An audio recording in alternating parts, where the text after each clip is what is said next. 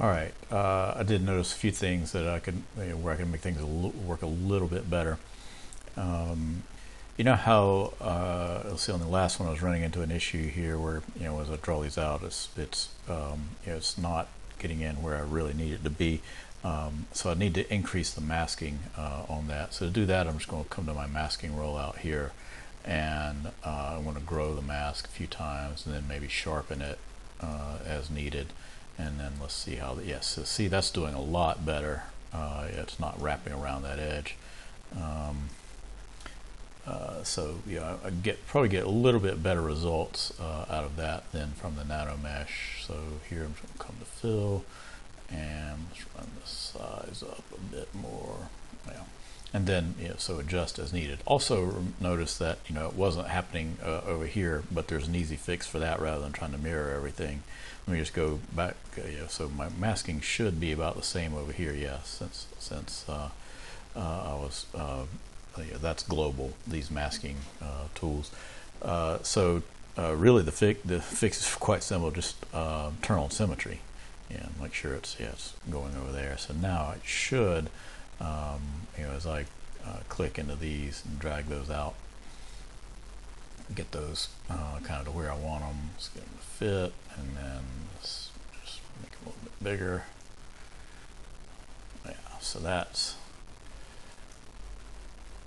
that works, I think, a lot better, just in terms of making those kinds of things. Yeah, and after that, you can kind of move on to other stuff.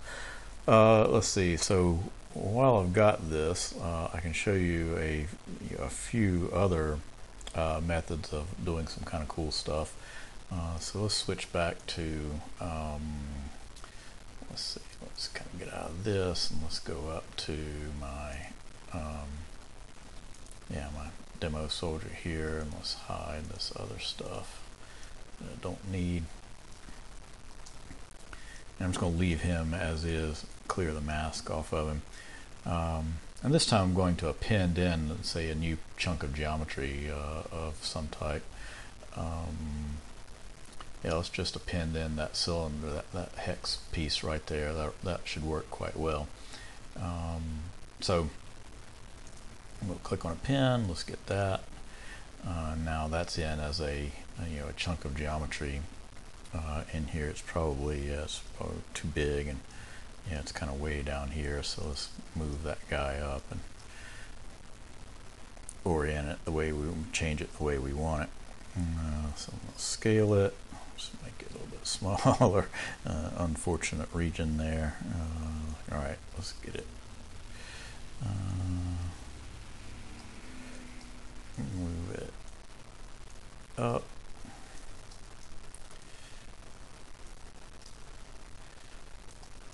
And let's see, let's scale it again. Let's get that centered on it. A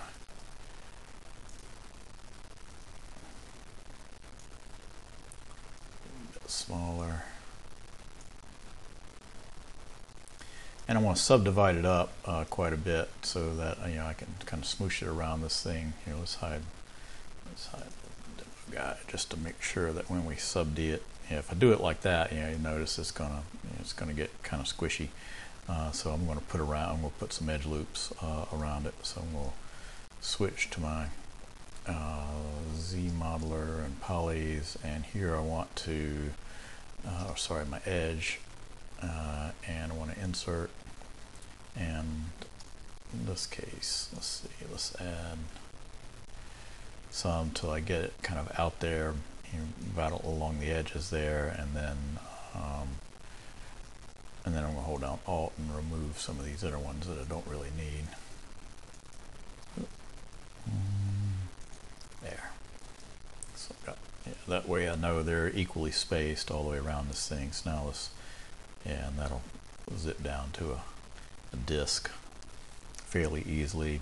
Or if I wanted to, take care of some of that, I could probably bevel these edges here.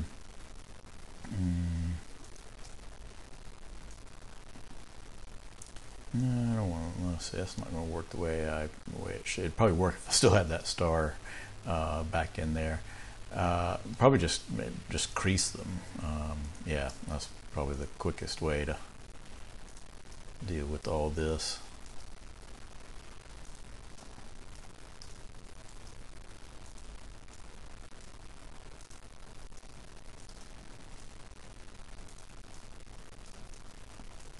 All right, yeah, those are all creased, so yeah, that's looking good.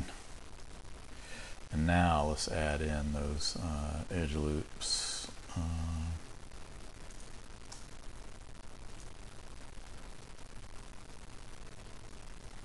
Yeah, something like that. And now just remove ones I don't need.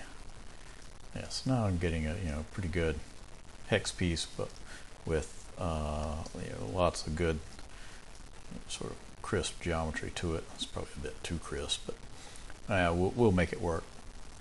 So for this next thing, you have to actually kind of run the count up quite a bit on these. So I want this thing subdivided up quite a bit. 5,000 should be about right. Yeah. If not, we'll come back and try something else. All right, so once I've got that, let's bring our soldier back and kind of get this thing in position here. First of all, I think I want to squish it a little bit. So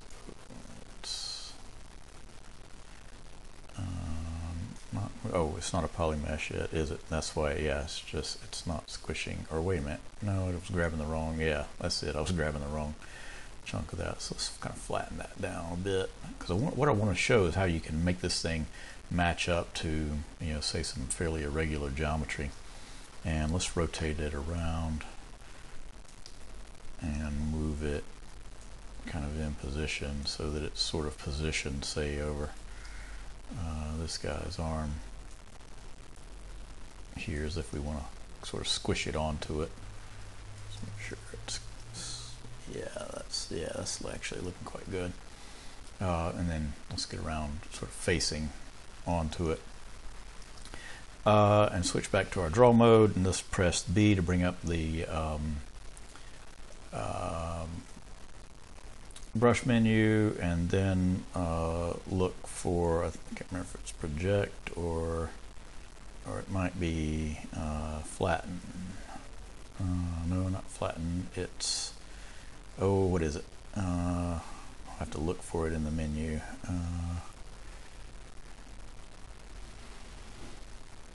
Actually, let me pause this and find this darn thing. It might take a bit. All right, I found it. It's the matchmaker brush. So I'll press B, and it's here matchmaker. You can press M to sort of fine grain filter it. Matchmaker. And the way this works is you sort of position yourself over the direction you want to project onto another object, and then click and hold and drag, and it'll push down onto that. Now see, it's kind of getting a little bit beyond what it needs to here. So let me see if we can drop the Z intensity a bit and then do that. And you may have to actually run it a few times. Yeah, and that's also, this may need to be above. So yeah, let's move this guy down below that, and let's see if that works a little bit better. Getting there.